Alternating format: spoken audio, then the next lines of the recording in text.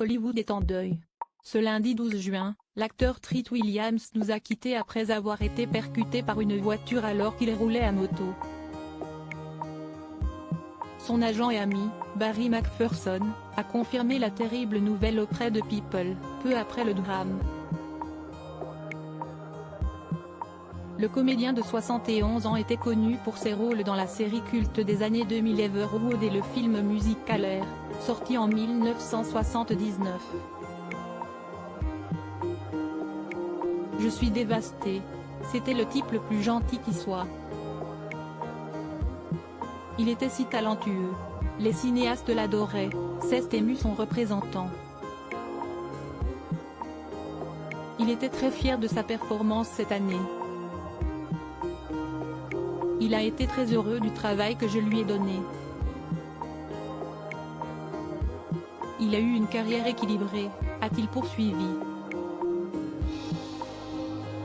Jacob Grible, le chef des pompiers de Dorset, dans le Vermont, où s'est produit l'accident mortel, a expliqué à People que l'acteur avait été percuté aux alentours de 17 h, ce lundi. Les enquêteurs pensent que le conducteur de la voiture qui a causé le décès de Treat Williams tournait et n'a pas vu le célèbre motard. Monsieur Grible a précisé que le comédien avait rapidement été évacué par hélicoptère pour être transféré dans un hôpital de New York. La police a par ailleurs prévenu que l'enquête n'était qu'à ses débuts et que les membres de l'équipe tourneraient sur les lieux de la collision ce mardi 13 juin pour poursuivre l'examen de la scène. Supérieur à Lisa Marie Presley, Constantin de Grèce, Michel Cord, ces tragiques décès de personnalités qui ont déjà marqué l'année 2023. Treat Williams, un comédien discret à l'impressionnante filmographie né en 1951 à Rowayton dans le Connecticut, Treat Williams était un artiste complet, il a appris dès son plus jeune âge à jouer la comédie, mais aussi à chanter et à danser. Si est donc tout naturellement que l'acteur s'est dirigé vers une carrière théâtrale, notamment dans des comédies musicales. Il rejoint la troupe de Grease, où il est la doublure du rôle principal, Danny Zuko, campé par John Travolta, après avoir fait ses débuts au cinéma dans Deadly Hero en 1976, dans un petit rôle de policier. Il revient ensuite à Broadway pour Grease, où il tient cette fois-ci le rôle titre.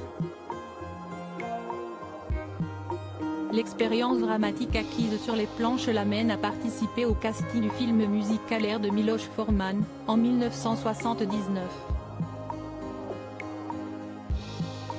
13 auditions plus tard, l'acteur se voit confier le rôle de Berger, le leader de la communauté hippie. Le film fait un carton et permet à Treat Williams d'accéder à la notoriété, aussi bien aux yeux du public que de la profession. En 1980, il est nommé au Golden Globe, ce qui lui offre l'occasion de rencontrer et de travailler sous la direction de Steven Spielberg sur le film de guerre 1941. La consécration artistique de l'acteur vient en 1981 grâce à Sidney Lumet sur le tournage du Prince de New York.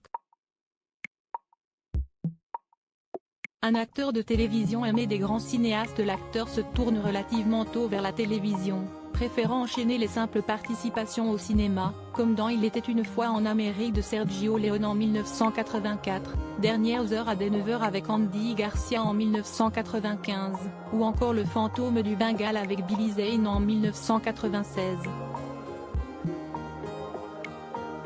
À la fin des années 1990, Treat Williams retrouve le devant de la scène avec un second rôle dans Ennemi rapproché, puis en tête d'affiche dans Un cri dans l'océan de Stephen Sommers en 1998, et dans Aussi profond que l'océan aux côtés de Michelle Pfeiffer en 1999.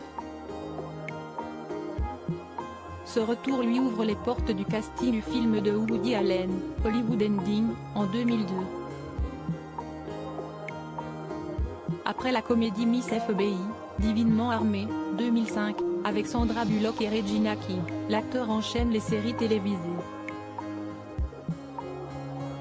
On le voit ainsi pendant 4 ans figurer au générique d'Everwood, dans le rôle d'un médecin tirant un trait sur son ancienne vie pour élever au mieux ses enfants après le décès de sa femme.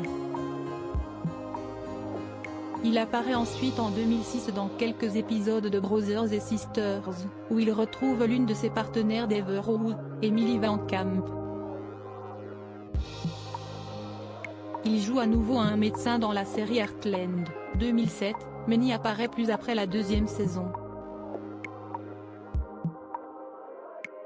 Après son rôle dans la romance Jackpot, aux côtés de Cameron Diaz et Ashton Kutcher en 2008, il revient en force au cinéma en 2010 avec 127 heures de Danny Boyle, dans lequel il interprète le père de James Franco. Treat Williams retrouvera aussi l'acteur dans How, biopic du poète Allen Ginsberg, la même année. Ces dernières années, sa carrière s'était quelque peu essoufflée. Le comédien n'apparaissait qu'épisodiquement dans des séries telles que Chicago Fire ou Chesapeake Shores. Crédit photo, Star Max.